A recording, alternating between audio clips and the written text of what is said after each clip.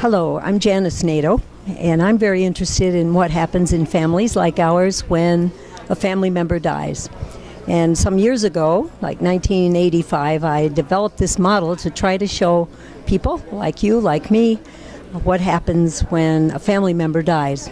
So I'm going to show you very briefly what happens if the person in this family, the one who dies, is the grandfather. So I'm going to remove him and show you just what happens as the family goes out of balance and various people shift roles and things change.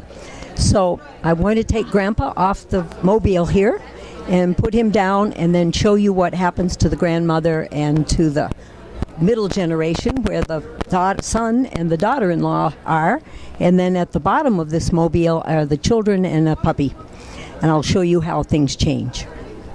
Now we have the grandmother now, who is here at the top level of the family, and she is without her spouse, and so the system at the top is like a vacuum, and it can draw other people from other generations up into that level, which can cause some serious trouble. Right here we have a triangle between the grandmother and her son and his wife, the daughter-in-law. So if this son becomes very worried about his mom, which is really common, once we have one family member die, we often worry about who might be next. And so I'm going to take the son and I'm going to put him up here as he makes an attempt to take his father's place. Now you can see that the system at the top is a little more balanced. The son is trying to be there with his mom. He's trying to make sure she has something to do on the weekends. He's worried about her. And then what happens next is we get a disruption at the next middle generational level, where now there's an emotional debt or an emotional upset, a vacuum created in the middle generation. And a couple of things can happen here, and if they persist, it can make some problems in the future. So let's just say that one of the children begins to be drawn up into this middle generation, and mom starts to ask her or him to help with the younger children, to talk with that person as if he or she were a equal. And we call that getting parentified, being treated almost as if they were adult. And I'm going to bring the daughter up. You can see that when we do that, the daughter really is not heavy enough in some ways to fulfill that role, and yet mom is looking to her for help with the kids. Maybe she's talking to her about things that are really more private than she should be talking, because this woman is quite lonely. And then the other thing that can happen that we try to watch for is we try to watch the risk that this mother will become over bonded.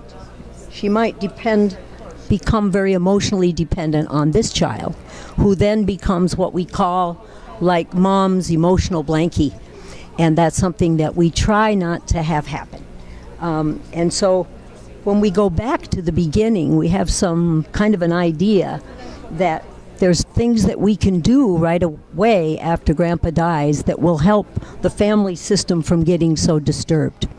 And I saw this happen in my own family when my husband died, and the kids began to be very worried about me, and then the whole dynamic all the way down to the puppy was changed throughout the whole family.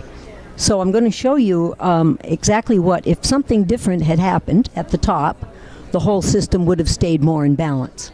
If up here at this level, Grandma had begun to turn to other people, tuned into Open to Hope, perhaps joined a grief group, found other friends who were widowed, things that would keep her balanced within the first generation that we show here in the family mobile.